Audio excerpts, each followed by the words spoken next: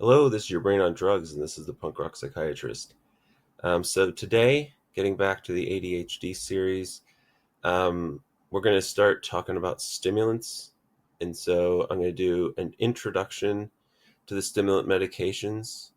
I'm going to talk about which ones there are, kind of some general features, how they work, and then next time I'll start talking about individual medications and I'll go over kind of the differences, right? So there's so many of them. There's like 20 some odd. And so I want to kind of give you an idea of when I would use each one and how they differ from each other. But today, just an overview. Um, so there are actually seven types of FDA approved stimulants. Four of them are amphetamines, and three of them are methylphenidates. And then there used to be one called magnesium pimeline. Brand name was Silert. However, it was withdrawn from the market in October 2005 due to life-threatening hepatotoxicity. So there was some evidence that it harmed the liver. So that one's no longer available. There used to be the three stimulants FDA approved. Now we only have two types. There are four types of amphetamines. So there's just regular amphetamine base, so just amphetamine. There is mixed amphetamine salts. So that's the one that you guys are probably the most familiar with. That's Adderall falls into that category. It's mixed amphetamine salts. And then there's dextroamphetamine, which is just the right, dextro means right. And so that's the right-handed enantiomer. Because right, we've got racemic mixes of left and right. But the interesting thing about the um, amphetamines is that unlike a lot of medications like citalopram, which is a one-to-one mix of left and right, the amphetamine base, they're supposed to be like a mix of one-to-one left and right, but not all of them are. So I'm a little confused on that, but that's what amphetamine base is supposed to be. It's an even racemic mixture of one-to-one left and right enantiomers. Mixed amphetamine salts vary. They tend to be like 75% right to 25% left. And that's because it's a mix of salts, because you've got like four different salts, or there's one that's like 3.2 to 1. We'll go into all that stuff. But dextroamphetamine, which is the more effective of the two enantiomers, is also a product in and of itself, just the dextroamphetamine. Whereas the mixed amphetamine salts do contain some of the left-handed enantiomer in there as well. And then there is lisdexamphetamine. However, Liz does not mean left. Liz means lysine. So this is a dextroamphetamine that has a lysine group attached to it. That's Vyvanse. Um, I think people might not realize this, but dextroamphetamine, and this is Liz dexamphetamine. So they've dropped the the dextro, and just shortened it to dex. And then they've changed the pH in amphetamine to an F. So I don't know if any of you have noticed that they chose to spell dexamphetamine not the same as dextroamphetamine. But we'll talk about that one. And then we've got three methylphenidates. So we've got methylphenidate itself, which is the racemic mixture of left and right. And then we've got dex methylphenidate. So you guys know what that is now. That's just the pure right-handed enantiomer. That's Focalin. And then there is a newer one called Ser-dexmethylphenidate, and that is kind of similar to lisdexamphetamine. It's got, I believe that Ser is serine group attached to it, but it's actually a mix of. It's actually got some other amphetamine mixed into it. It's like two. It's got the Ser dexamethylphenidate, and it's got like I think dexmethylphenidate. If I'm remembering correctly, it's like kind of that mixed together. And so that's one of the newest ones that has come out a few years ago. And so we'll talk about that one. And so when we talk about the stimulants, those are essentially the four we're going to talk about. And we're going to go through each one of those seven categories. And I'm going to tell you each medication that's inside. Like there's more than one dextroamphetamine. You've got And the differences between the different ones in here are kind of the difference between like short acting and long acting, right? So like with methylphenidate, you've got like a short acting, medium. There's like four uh, acting, 4 lengths of time acting on methylphenidate. And then with dexmethylphenidate, you've got like a short and a long. Cerdex methylphenidate, there's only one. Dexamphetamine, there's only one. Then you've got ones like with the amphetamine, some of the amphetamines, you have different products. So you have like a product that is liquid or chewable or things like that. And so we'll go through all that and that'll all make sense to you when we go through it. But I just want to kind of give you an overview that there are those 7. And then next, I just kind of want to tell you what to expect when we have stimulants, right? So we've given a stimulant to someone.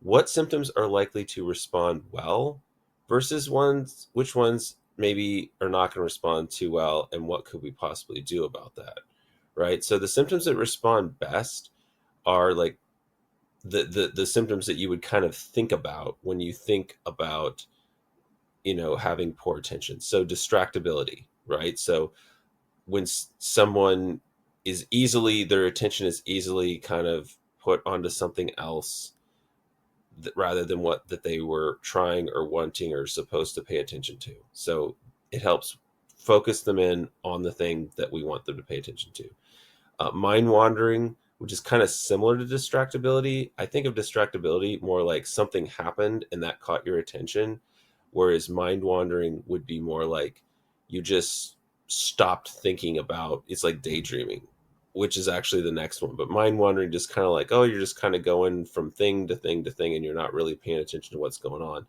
And then daydream is kind of similar to mind wandering, just kind of like, I think of mind wandering more like you're going from thing to thing to thing, whereas daydreaming is more like you're just thinking about something else, just something you want to think about, just a story in your head, right? Next, sticking with boring tasks. So, you're doing something that is not very interesting to you, but you're able to plow through it, right? Impatience. So, just the inability to wait your turn or wait for someone to stop talking or um, wait to be able to like do the thing that you want to do, right? So it's going to help with that. And then impulsivity and restlessness.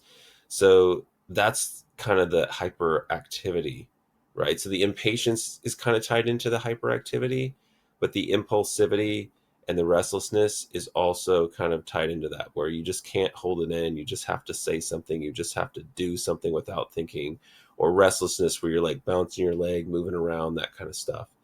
And then the last one I have in symptoms that respond well, and I would say this is the one that responds the least well out of all the ones that I've listed thus far, would be procrastination. So that's right. You can't finish a task, right? You put it off for later. You kind of think, oh, I'm kind of bored with this. I'll finish this later, or I won't even start this. I'll do it later. The medications can help a little bit with that, but I would say less so. And then the next symptoms I'm going to talk about are the ones that, maybe your expectations for the medications are that they might not work too well at these things. Okay. So disorganization. So like executive functioning type of stuff, um, disorganization, poor planning. So just kind of keeping things organized and like planning and like having your schedule and sticking to times and schedules, and keeping things organized in an order by which you could like complete the tasks and move through things.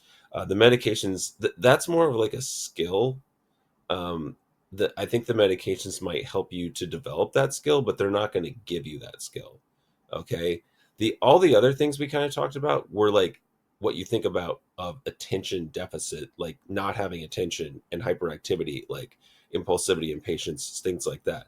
That's why I said the procrastination is not as good, because I feel like that's also more of like a self-discipline type of thing. Whereas these other things are more like just like you can't really help it. You can't control that you stopped thinking about something. You can't help but blurt something out. You can't help but wait your turn. But procrastination, that's something that you kind of have to work on, right? And disorganization, planning, these are these are all executive functioning things, and I think the medications help you to be able to do this better, but it's something you're going to have to work on. That's why, therapy is all typically like goes hand in hand with anything. And so having some coaching and mentoring, like some of the non-pharmacological stuff I talked about in the previous episode, would be really useful. Another one are kind of the oppositional defiant disorder, the ODD type of symptoms. So like oppositional behavior, where you're opposing someone, you're disagreeing just to disagree because that's just what you feel like doing, right? Or what the patient feels like doing. And then you've got argumentativeness, where it's kind of similar, where you just like want to quibble your point, right? So we're going to talk later about like what would respond better to this. So I would say like the alpha 2 agonist would probably work better for your argumentativeness and oppositional behavior. And then the disorganization and planning and these executive functioning things, I think the coaching techniques and therapy and things like that might help more with that. All right. So I'm going to go ahead and list all the stimulants that we're going to talk about in the next several episodes. And I want to kind of give you an idea of like how long they last. So I've got 4 categories here. I've got short acting. So we have meds that work about 4 to 6 hours. And then we've got meds that work, which we call like intermediate, which last about 8 hours. And then we've got some long acting, 10 to 12 hours. And now, more recently, and these are like these are newer meds, we have even longer acting where they can go up to 16 hours. All right. So let's just go ahead and review through these real quickly, and we'll go into details later just so you kind of have an idea, right? So for the short acting, the 4 to 6, these are some of the first medications that were developed. These are medications that we might give to the smaller children. These are medications that will typically need to be dosed twice a day, and we might do that to kind of establish what med and what dose we're going to use, and then maybe convert someone over to a longer acting. And these are also meds that we might add on later in the day, sometimes every day, sometimes it's just a PRN as needed if we need a little bit longer action. Okay, so that's what I use the short acting for, and those are dexmethylphenidate, also known as Focalin, methylphenidate, known as Ritalin, and also methylene. These are the brand names.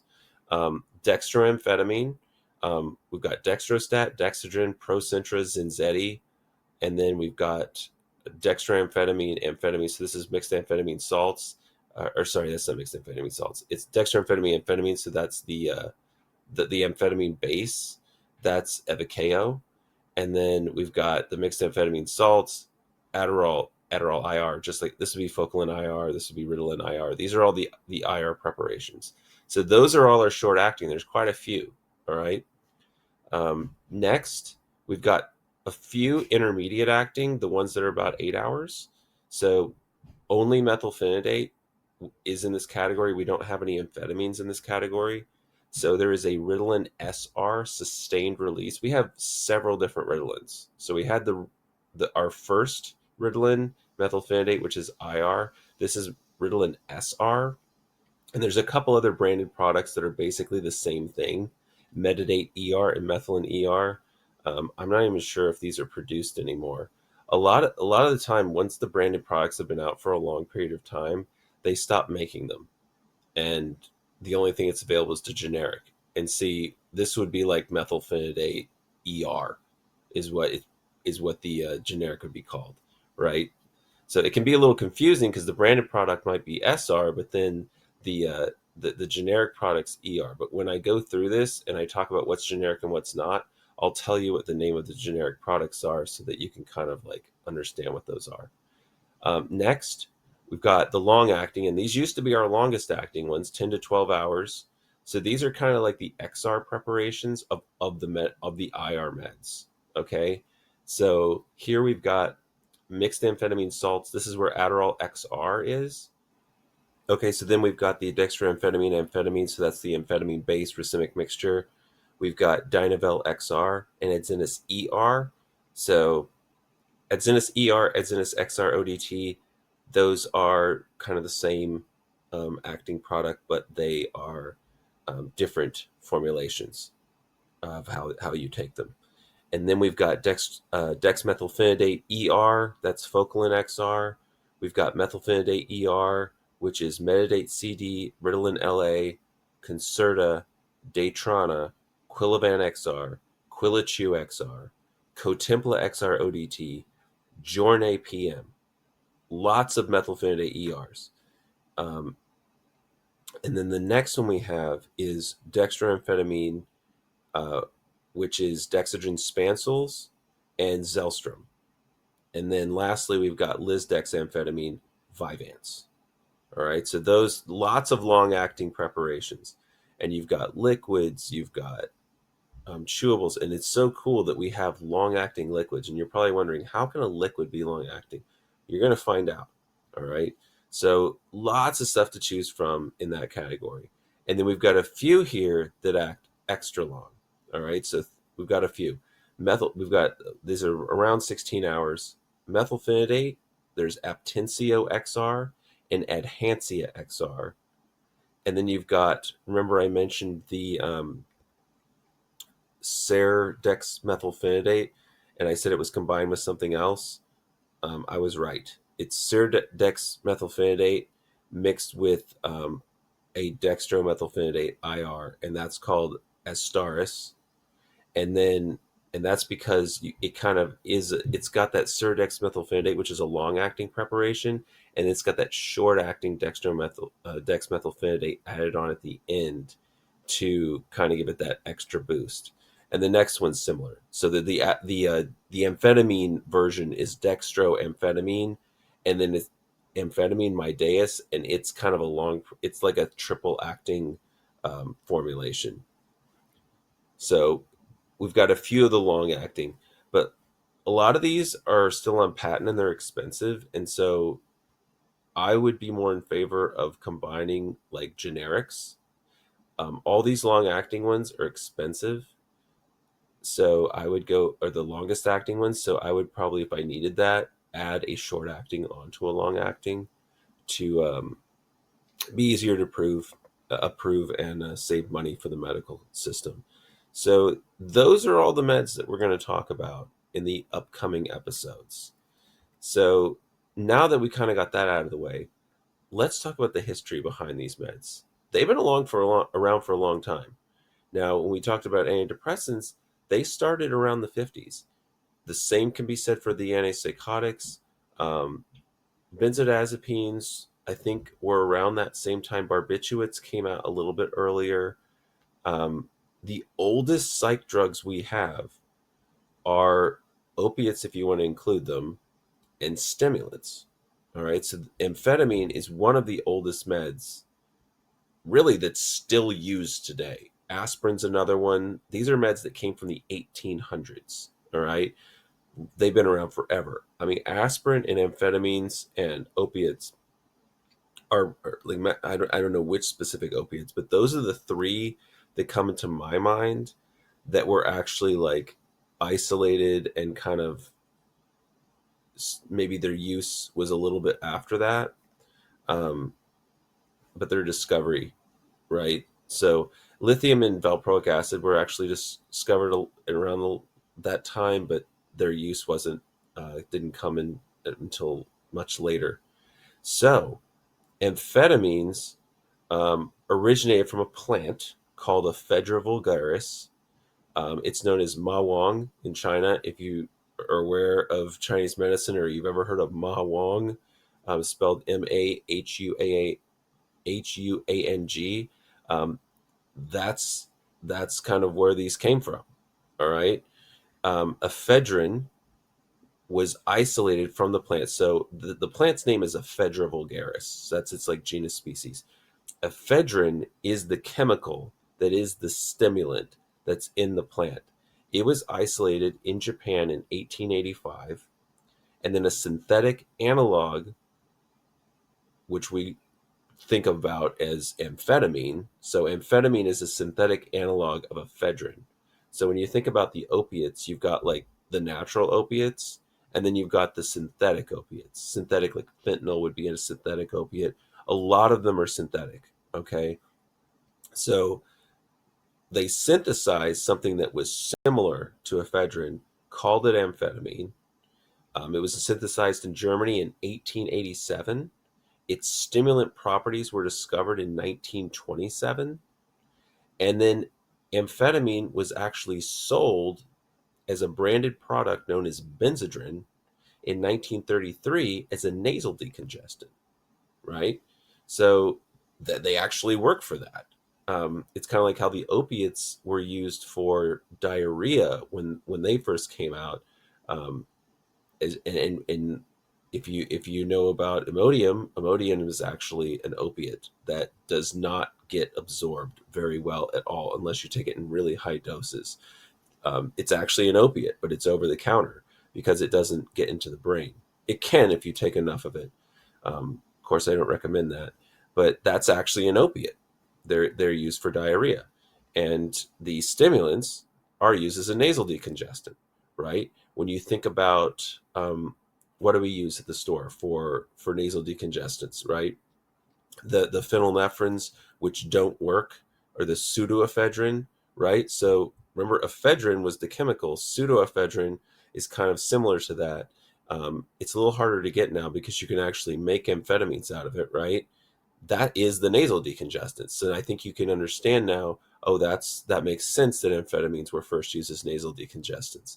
However, that was in 1933. The FDA banned it was Benzedrine was an over-the-counter product, but the FDA banned it in 1965 and limited it to prescription only. I have to assume that's because they realized that it had the properties that we know that it has now, the stimulant properties, which could be abused. Um, Later, this medication, so first used as a nasal decongestant, later it would be used for narcolepsy, obesity, hypotension, libido, pain, and depression. Now, the beneficial effects on children for attention were first discovered in 1937. So this was also a very early use of the medication. Um, I don't know if you guys are familiar with the story. I'll tell it. So there was this Bradley home, which was run by this Dr. Charles Bradley. Okay, it was in Connecticut, and there were these children there. So these are children that it's like a foster home, and as people did back in the day, they experimented on the less fortunate and children. And I mean, that's how we got the smallpox vaccine, the very first vaccine that was ever developed. Somebody gave cowpox to an 8-year-old. This is just kind of how things were done back in the day.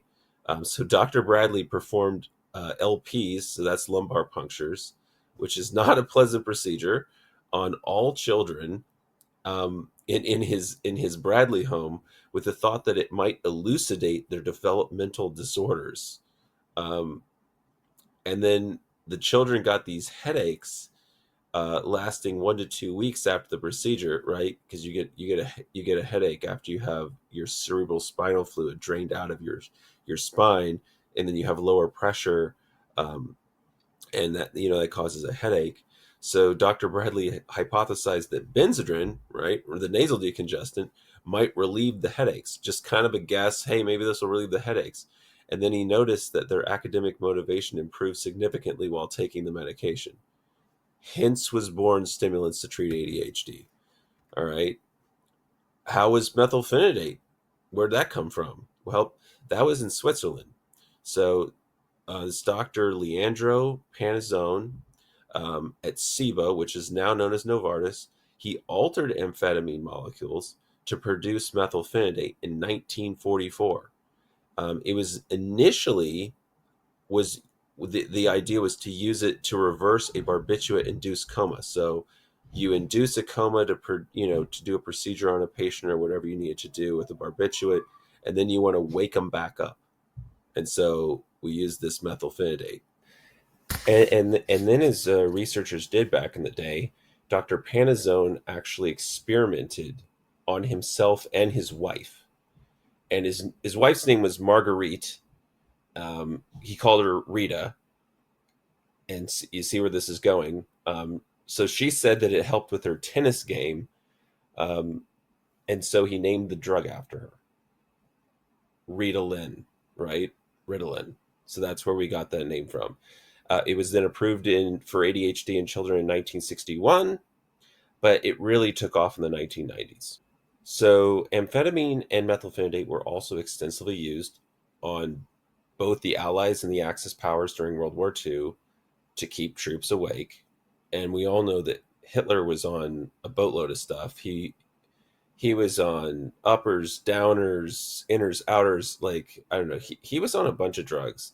And I mean, if you watch him, he kind of looks like he was.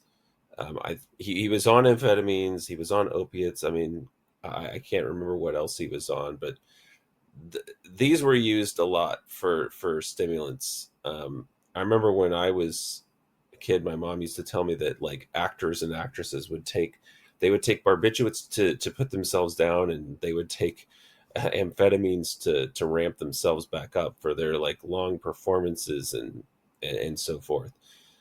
So that's how they were abused and still are. So there was actually a mixture of methylphenidate and amphetamine. Oh, sorry, not methylphenidate. There was a mixture of methamphetamine. All right, so that's what we actually know is like the dangerous drug today, right? Methamphetamine. How many of you realize that it's actually a Schedule II prescribable substance? And we're going to talk about it on the next ADHD episode. So methamphetamine and amphetamine mixtured product was sold as Obitrol, and I mean obesity, Obitrol, right? For weight loss in the 1950s and 1960s. The FDA withdrew the approval in 1973, and then it was reformulated without the methamphetamine in there, rebranded as Adderall, and approved for ADHD in 1996. So, I mean, the long history that we have of these drugs going back to the 30s, and we only had methylphenidate approved for ADHD in 1961 and Adderall approved in 1996. And those were our first two meds. I remember when I was a kid, everyone was on Ritalin. Everyone called it Ritalin, Ritalin, Ritalin, Ritalin, right? There was no Adderall when I was a kid. It wasn't approved until 1996. So a Ritalin was the Ritalin IR was pretty much all there was. There were some other substances. There was dexamphetamine substances, Dexedrine, etc. And we'll talk about that. But Adderall was actually not approved until 1996. So that's the history of the stimulants. And then I want to wrap up today's episode by talking about how the amphetamines work and the methylphenidate work. Okay, so you can kind of see the difference between the two because they have some overlapping stuff, but the amphetamines do a lot more. They actually have a lot of things they do, and this is what I've talked about before, and I'll talk about it again. I generally think of amphetamines as a slightly more likely to work. I'm more likely to give them to adults because they tend to need more, and I tend to give methylphenidate to kids because they cause less effects. All right, so how do the amphetamines do what they do? All right, let's get a lot of technical chemistry stuff here. So, have you guys heard of the TAR1 receptor? So that's the TAAR, trace amine associated receptor 1. So amphetamines are a full agonist at this receptor. That means that they basically act as the natural compound that would light this receptor up, right? So what lights it up? Trace amines do.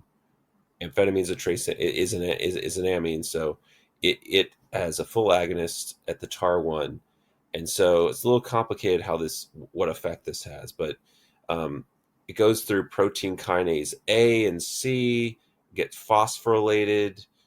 This results in the dopamine reuptake pump and the dopamine reuptake pump norepinephrine reuptake or the transporters, the dopamine transporter, norepinephrine transporter getting internalized into the cell, and then that decreases dopamine and norepinephrine reuptake. All right, so that makes sense. So when you agonize the TAR1 receptor, this leads to a cascade of protein kinase AC phosphorylation, and that phosphorylation takes those receptors that are on the outside of that cell membrane of that neuron, that those dopamine and norepinephrine transporter proteins, and it pulls them into the cell, right? And the job of those proteins, we've talked about this with the antidepressants, right? Because we talked about the serotonin transporter pump, the dopamine transporter pump, and the norepinephrine transporter pump. What they do is they pull those chemicals from the cleft in between the neurons where they're going to do their job and light up the next neuron, and they suck them back into the cell that released them. And if they get sucked back in, they're not going to get used, right? And so this, think about how the SSRI worked. Um, they block that transporter, right? Serotonin reuptake inhibitor. So they block that pump from being able to suck that serotonin back up into the cell. This works a little bit differently. Um, Actually, amphetamines also do that on the norepinephrine dopamine transporter pumps. But in addition to that, we haven't got to that part yet, but they also take those pumps and just pull them inside the cell so that they can't transport. So that this is why they have several ways of keeping more dopamine and norepinephrine inside the cleft so it can do more of what it does, right? So through the protein kinase C mediated phosphorylation, it induces the dopamine transporter, norepinephrine transporter, reverse transporter function, causing efflux.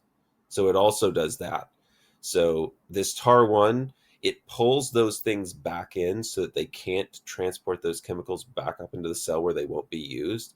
But it also causes them to like reverse what they do. So instead of sucking up the dopamine and norepinephrine back up into the cell, it causes them to spew them back out again. So it's kind of a double action. One, we kind of remove those by pulling them in so that they can't do their job. And then on some of them, we end up reversing them so that we're shooting more dopamine and norepinephrine back into the cleft. All right. So that's what that TAR1 full agonism does. Next, there's several functions here of amphetamines. Next one, the vesicular monoamine transporters. So that's VMAT1 and 2. It gets inhibited. Now, you probably have heard of VMAT1 and 2 if you're a psychiatrist, because that's how these newer meds, well, not newer, they're like 10 years old now. The ones that we use for tardive dyskinesia to help with that side effect of antipsychotics, we have the VMAT2 inhibitors. Well, amphetamines actually have some VMAT1/2 inhibition. And what that does is, remember, you've got your, what is that, right? So you've got these vesicles, and a vesicle is like a little bubble that's inside the cleft. So we're inside the end of the terminal of that neuron, and we've got our little vesicle, our little bubble in there. And what that vesicle does is it packages dopamine and norepinephrine into the storage vesicles. And so the VMAT1 and 2 pumps are what sucks the dopamine and norepinephrine that are in that terminal end of the neuron and puts them in the vesicles. So when they're in the terminal, they're still not being used, but they could be ejected out into the cleft. But if they get packaged in the vesicle, they're even less likely to be used. And so what amphetamines do is they block that VMAT1/2 so that it can't suck that dopamine and norepinephrine into the vesicles, so that they're in the cleft, so we can more likely to shoot them out into the, or not in the cleft, in the end of the terminal, so that we can shoot them out. So hopefully that makes sense. You've got the vesicle is kind of like a cell within a cell, right? You've got the neuron, which is a cell, and it houses these chemicals. And with the TAR1, we're reversing its action so that we're shooting out more dopamine and norepinephrine, and then we're sucking up the things that are going to like take it out.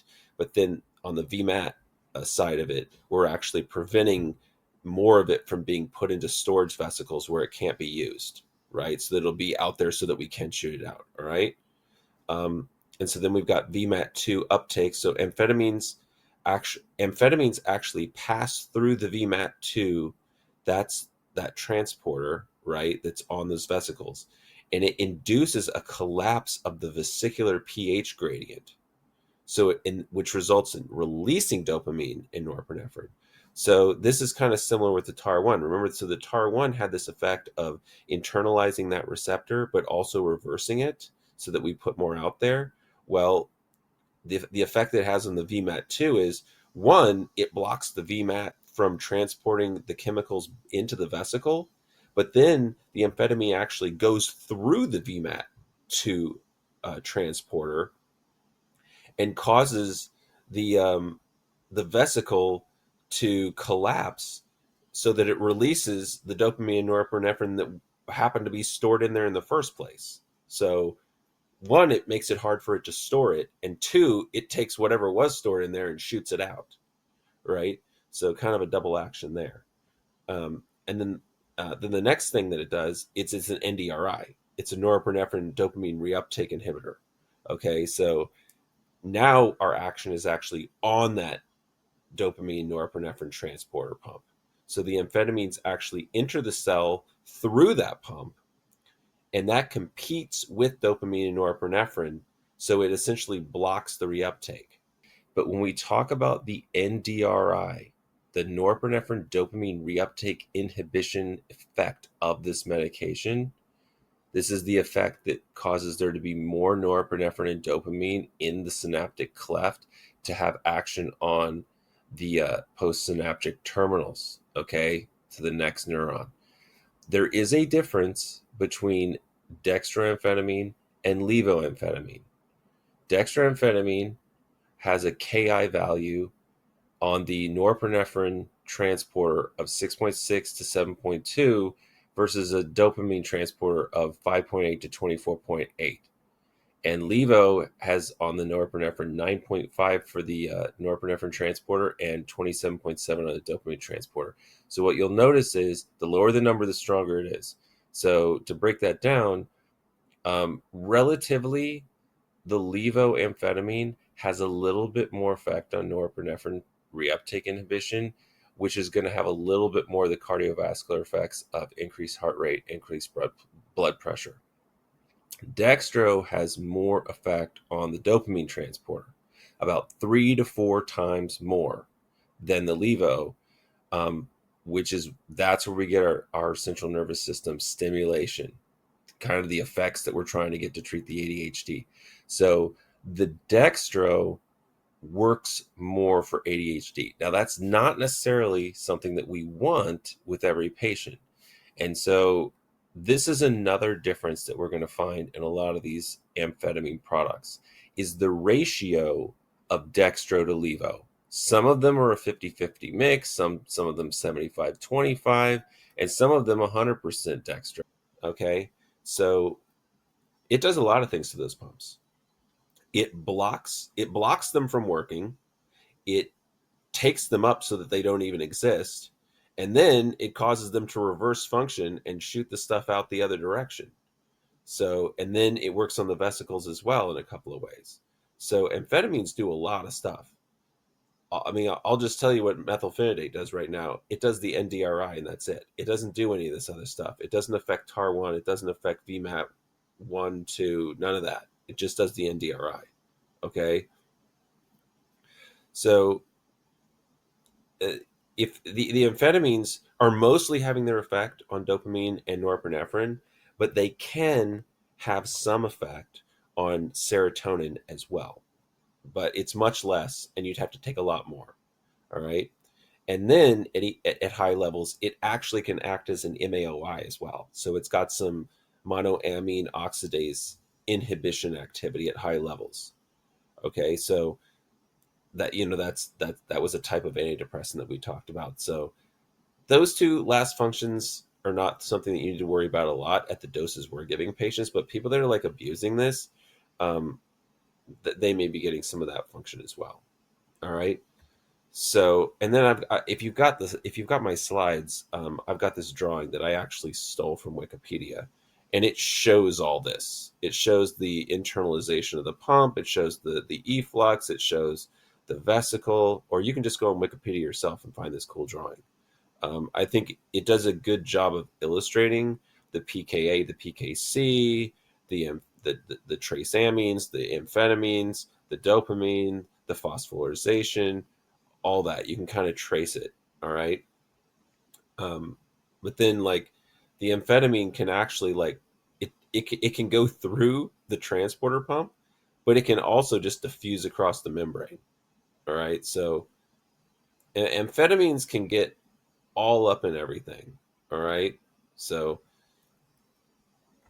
they're pretty intense, and that's why they're abused.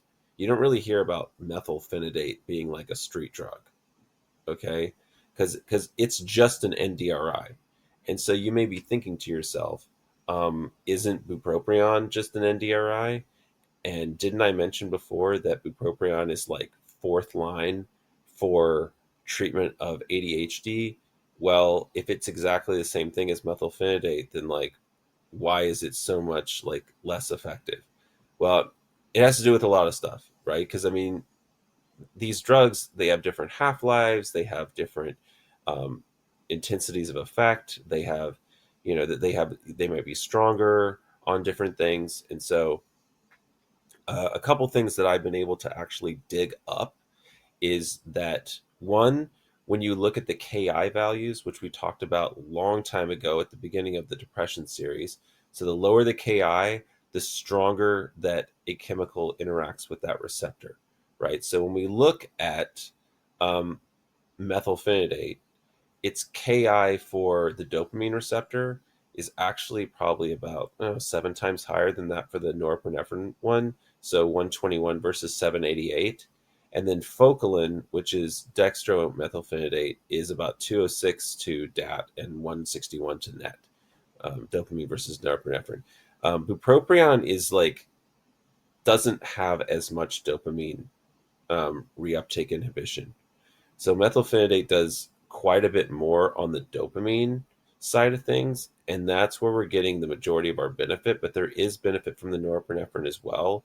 That's why, I mean, tricyclics used to be used, not so much anymore. They've got a lot of side effects, but also they just like don't work as well because they don't have the effects on dopamine. But another thing is that the methylphenidate is actually an inverse agonist at the dopamine transporter versus an antagonist, which is what bupropion is. And I want to put together a whole episode where I talk about all the different ways that drugs work, where I explain inverse agonists versus antagonists, and I explain, all these different effects so you can kind of put it together and have that as a reference. But I'm working on that, but I'll just briefly explain this. So an antagonist blocks the pump. It basically blocks it from working.